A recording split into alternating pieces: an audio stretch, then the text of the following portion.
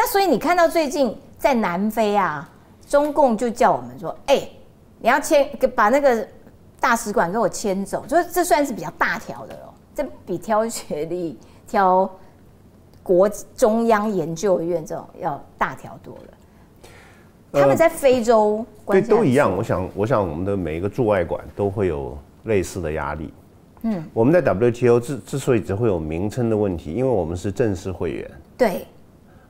我们的名称叫做台澎金马独立关税区 ，TPKM 什么什么。对，所以他不能够弄你那个，他不能让我迁走，因为你是正式会员。对。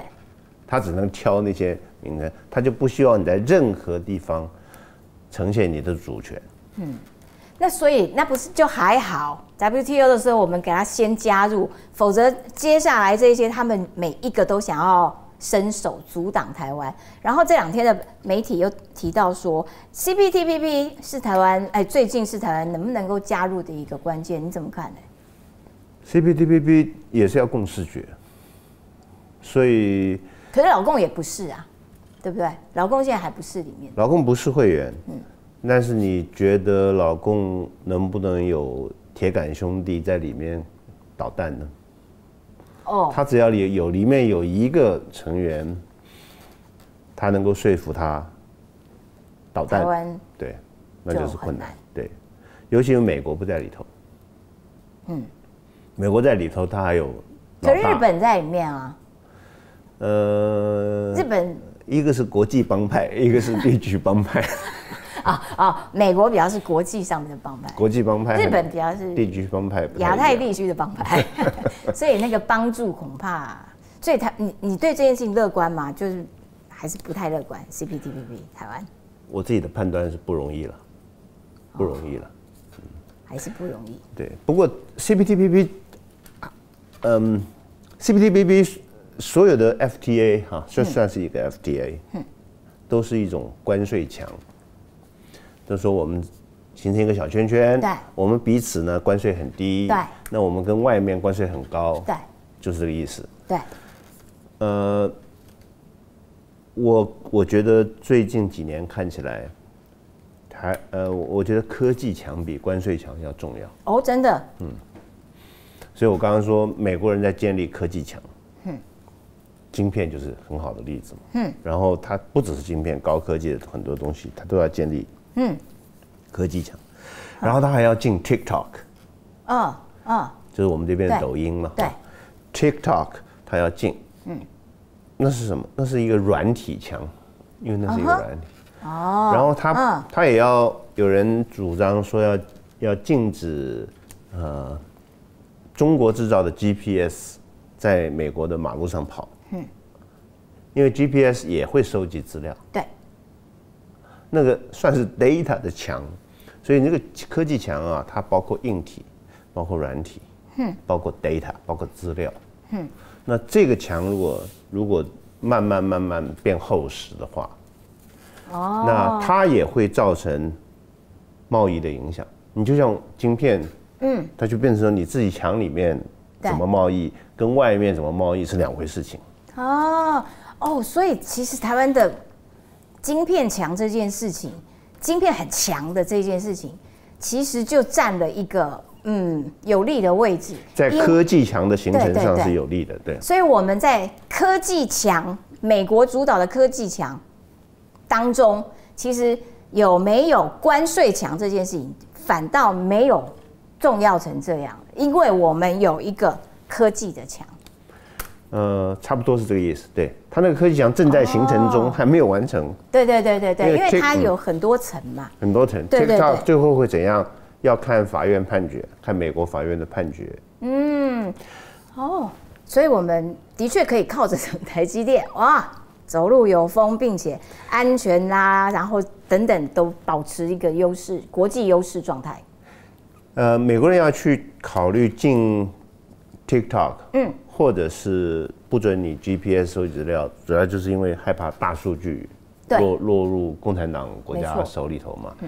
那可是你再仔细想想啊，这个收集大数据，TikTok 只是收集一种嘛，我只是收集你看影片的偏好等等。对。还有一个大数据叫做阿里巴巴，它收集你所有的购买资料。那为什么要去进那个 GPS？ 因为它收集你的足迹啊。对。你的足迹也是大数据啊。对。可是当你要进这个 GPS 的时候，你大概就要禁掉 Volvo 的汽车，因为凡是中国生产的汽车，因为中国买了 Volvo，那凡是中国生产的汽车上面 building 的 GPS 都是中国的 GPS，所以当你要建 data 墙的时候，你不小心就会碰到实体商品的贸易。哇，处处都地雷耶！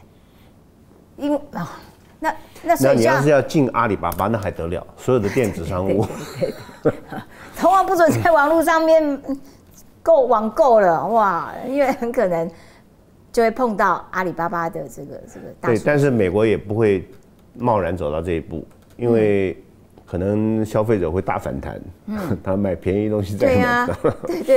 对，好，但是整体而言，其实台湾目前来说经济是好的，然后我们拥有台积电，也算是一个可以在国际上面，不管是科技啊等等的，我们处在一个比较优势一点的位置。然后我最后想要问因为我们今天时间的关系，我想问说，你之前在欧洲嘛 WTO， 然后这几年欧洲跟台湾怎么关系突然变这么好？之前欧洲哇，台湾很难打进去，他以前跟我们没有那么近。那么亲密，我们跟台湾特别好的几个国家，有很多是中欧国家，立陶宛啊，对，等等，捷克啦等等，那这些中欧国家都有一个共同历史，当年都被苏联欺负过，对，所以我自己的感觉是，这些被压迫过的国家它比较对台湾的处境会有同理心、将心比心。对，我在欧洲经常到不同国家，就会问他们说：“你们国家人民一般而言呢，最讨厌的是哪一个国家？”就是聊天呢。那有一次我去捷克，因为捷克被苏联占领，然后也被德国占领过嘛。我真的是不晓得他们会比较讨厌。他说是 Russia，我说为什么是 Russia？ 他就回过头来指说：“你看我们这么漂亮，布拉格，他说我们这么漂亮的城市，你看最丑的是哪一栋？”他说呢，就是苏联占领时代留下来的一个高高的一个水泥房子。所以每一个国家对那个，这是很有意思的。所以被他们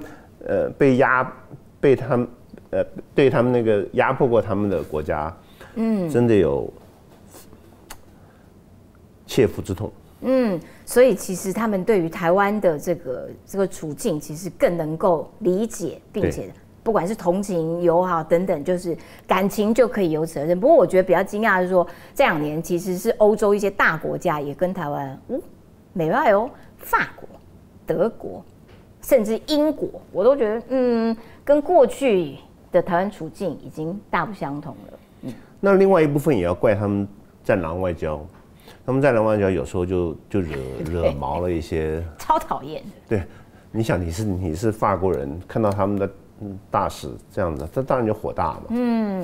好的，了解，感谢你朱老师今天来到我们现场啦，就是蛮能聊的，一时糊涂。因为时间关系，我希望下次再碰到一些经济上面的问题的时候，朱老师还可以再度赏光。谢谢老师，谢谢，拜拜。